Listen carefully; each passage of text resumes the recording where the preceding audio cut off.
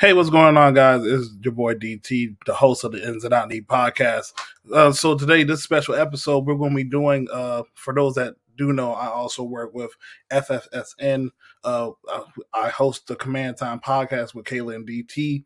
So this is going to be a 49ers preview for the Washington Commanders on this channel. Started to do some of these live streams and put these up here.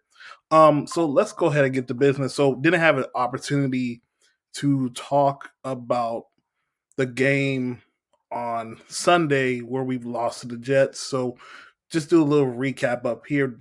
Then we go ahead and get to the big assignment for this week. That is the 49ers coming into town. So last game against the Jets, kind of went the way I expected. A top five defense. Sam Howell coming in, he was starting to hit his rookie wall, I guess you would say. And it wasn't just him. I just think overall the team is just in a funk right now. They're just not playing good, indecisive everywhere. Defense was playing bad the whole entirety of the season, and it showed up. Sam Howell, first couple of plays, a drop pass by Curtis Samuel. A drop. Second play was an interception, but it was dropped by Logan Thomas. That kind of tell you how that day was gonna go. I mean, just a complete and utter disastrous effort. But then you also see some of the things where Sam Howell is currently struggling right now. And let's be completely honest, the tape is out on Sam Howell. NFL teams has caught up to what he does best and what he makes it very hard to defend. So a lot of times we see teams were blitzing. The blitz race has decreased a little bit down the stretch. A lot of these teams are starting to play, more coverages, cover sixes, cover fours, just to see can he decipher the defense. And there are times where he can do it, but there's also times where he's not taking the check down or he's not pulling the trigger because the window is tight. And those are the plays where I think that kind of led to his benching on Sunday. He got benched for the second time. Well, technically his third time in like the past couple of weeks, but nobody's counting the first one because it was basically running doing. But moral story is Sam Howell got benched Sunday with Jacoby Brissett. Once again, first time he made his big appearance was against the Rams. Had a chance to come back and win that game. And he came in this game against a Jets defense and had us for a lead for a bit, but the defense was going to do what they were going to do, and that's give it big plays and give it a field goal. So now, where are we at right now?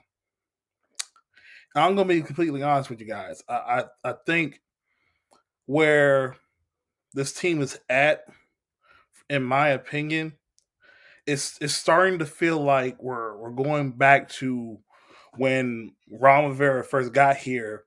There were a lot of questions from the quarterback position, O-line. Even though when Ron Rivera got here, he had a veteran O-line. The big question of the O-line was Trent Williams.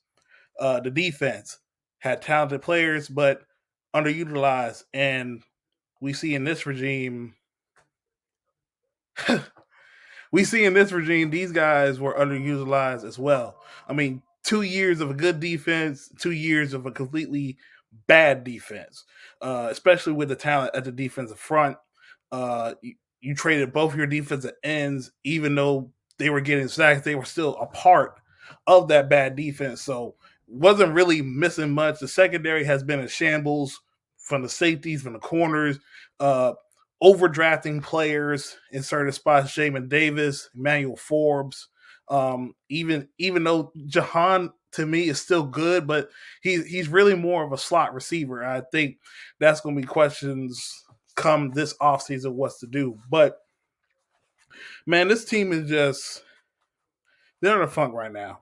And for those a lot of people who are wanting this team to, basically take and get a currently we're the top 3 pick in the draft. I mean, I want this team to tank, but not in the sense of like I understand these guys still want to fight and play, but in order for change to truly happen for this team, you have to be really, really bad. And I hate to say it like that because the, we as a team, we never been in this position where we didn't have an owner that was meddling with things or being in the news whatsoever. And so far, the first couple months of this new regime, I feel a slight confidence in it now. Of course, I say slight because we haven't seen the moves being made other than a couple of small moves within the front office then and there. But you know, after after this season, we know that Ron Rivera is going to be gone. We know that more likely EV might be gone. Um, there's still some people thinking EB might have a shot, but we'll wait and see when that process comes. I just think this is going to be a huge offseason for this team, this regime. Wherever they bring in, they'll finally have a competent GM. Now, depending on what the GM wants to do and what the head coach wants to do with the third pick, that's a story for another time. But overall, Jacoby Brissett came in the game. He put up points. Defense started to play against, a very bad Jets offense and had a shot to win, but unfortunately still lost by 2 points. And now we're heading into this week. It's kind of crazy to me, man. It's kind of crazy how we went from Sam was deemed the franchise quarterback to now Sam, it's probably a bust, but he was a fifth round pick. To me, he played above the expectations that we given to him. Now, I'll definitely question some things with how I felt like the team should have been ran. We should have been more run heavy than pass heavy. But that's this is what EB is. And that's something I had to get used to. I'm not used to 500 pass attempts for a young quarterback, and he's second in the league. Like, okay, yeah, leading the league in yards is cool. It's cool, but we're subjecting this young man to hits like no other. We knew the offensive line had some questions. Now, I don't think the offensive line is horrible, horrible. Like, it's the worst in the league. They definitely have some moments of being good, but from the personnel part and getting actual guys that can consistently play, that's where I think we lack at. And that's going to be the biggest question mark once again we head to this offseason about this offensive line and how it has deteriorated our young quarterback. Now, our young quarterback has had some flaws as well, but overall, I think it's within how the play calling is, the structure, how we build it up. And I hate to say this, but we failed Sam. We failed Sam in the sense of we Ron Rivera threw this kid in the fire saying he's going to be my QB1, and he went away from what traditionally you would expect when you would have a young quarterback and a defensive minded coach, and that is addressing the offensive line. Offensive line moves could have been way better this past off season. Running the football, Brian Robinson, Chris Rodriguez should have been way more involved. Antonio Gibson should have been way more involved, regardless of the fumbles. Play action should have been heavily involved. Moving the launch point should have been involved. Sam Howell has great mobility.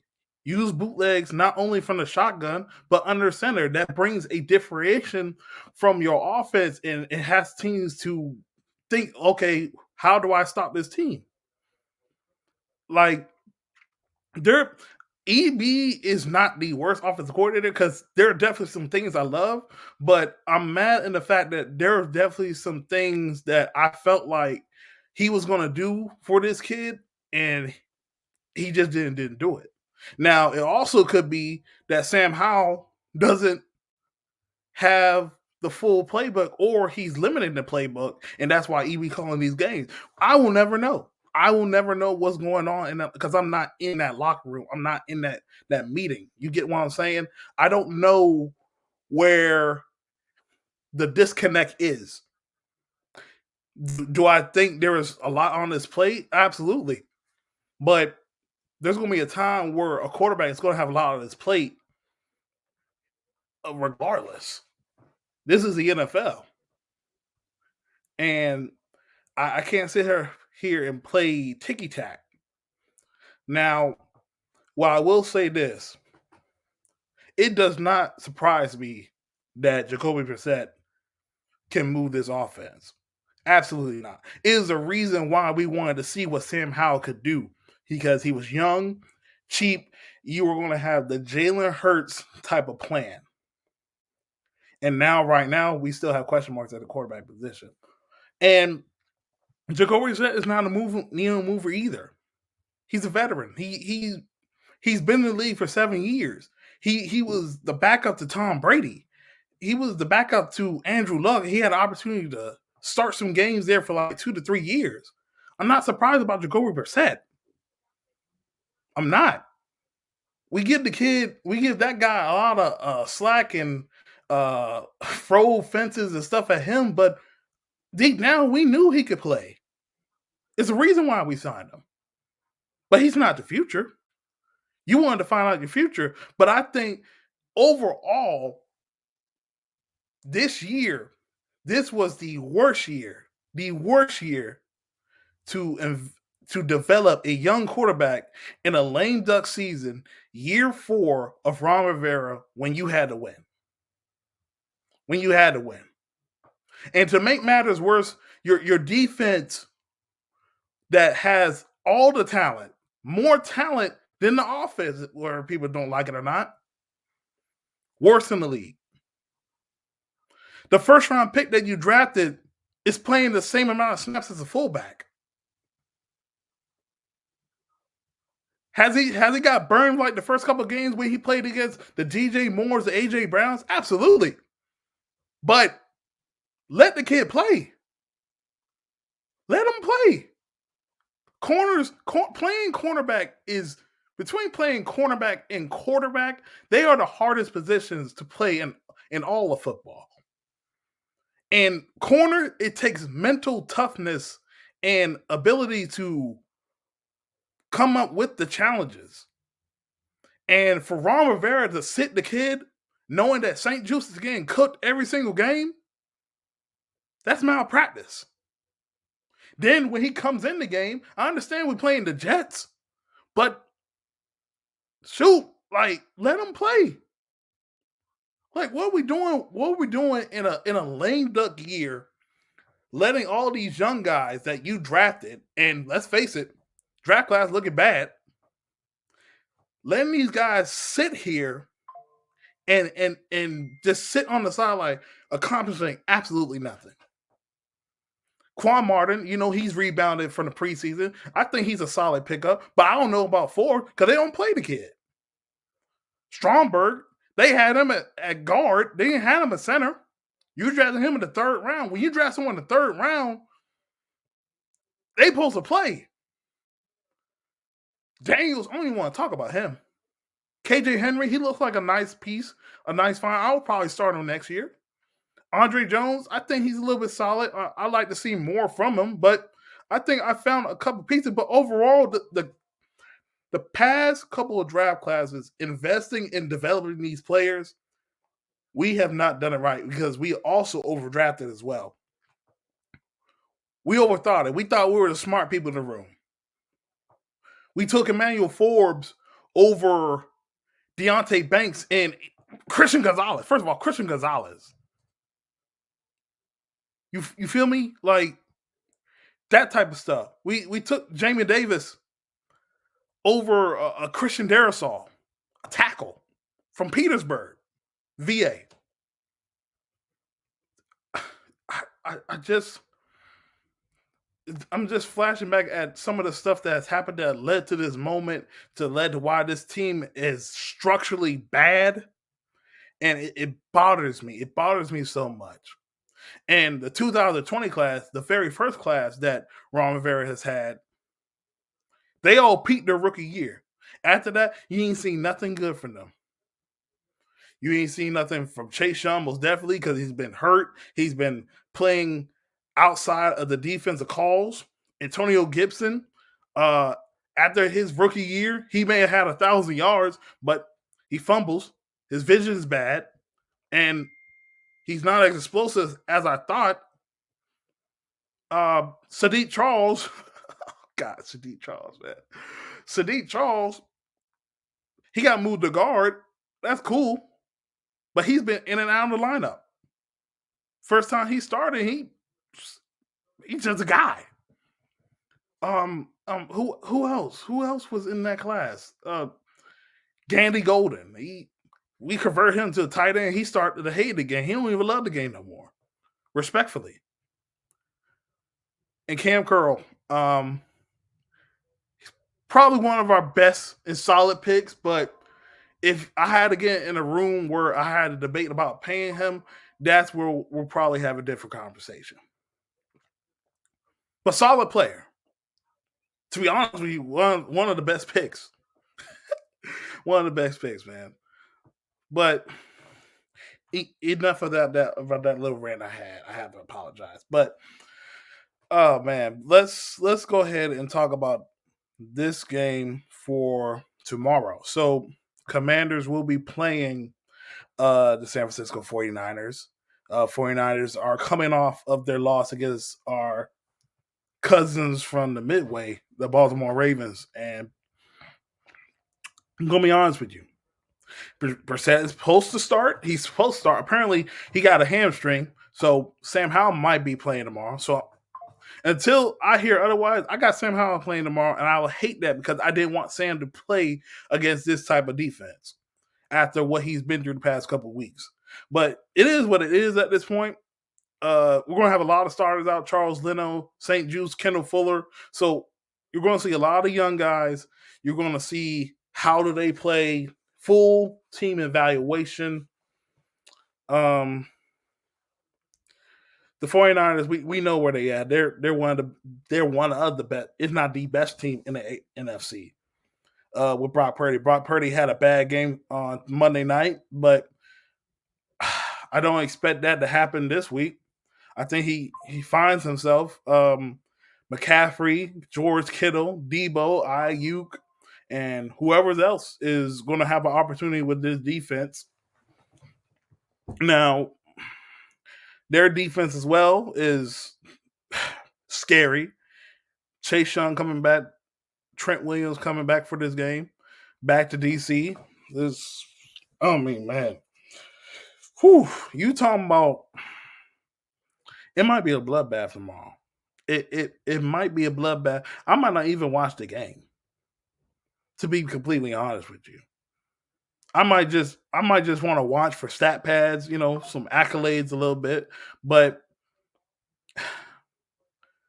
I just have a hard time seeing this team. They might put up a fight. As long as they put up a fight, to be honest with you, I'll be okay. But you will see the talent difference between these two teams. 49ers, man, they might be a Super Bowl, the team to beat in the NFC. And the team to beat in the AFC is definitely probably the Ravens or however you feel about the AFC because they're going to beat up on each other as well. But I'm looking at this game, 49ers coming in after a loss like that, trying to get their face back, trying to get some push away because Dallas plays the Detroit Lions tonight. Eagles play the Cardinals, so trying to fight those two teams off for the NFC number 1 seed so they get a bye week. In Washington, they're just playing for evaluation in their jobs because the Dallas game has not been officially announced what time that game going to be, but it's crazy, man. I'm how this season has turned out, but hopefully we get through these games. So right now, we're just looking at the young guys. We're just looking at what can we do, what can we build for the next head coach, next GM, what the regime wants to do. So I'm going to take the San Francisco 49ers. I'm going to have the score 38 to 14. I'm going to have 38 to 14. I'm surprised if we score 14, to be honest with you. But I think they're going to come in, take care of their business, try to take some of their starters out late third quarter, early fourth to give them some rest. And, it's going to be empty calories. Going to be empty calories tomorrow. I'm just going to be completely honest with you guys. But talked about this. With that being said, um, this is Command Time with Kayla and DT, presented by the Fans First Sports Network. And you guys have a great day.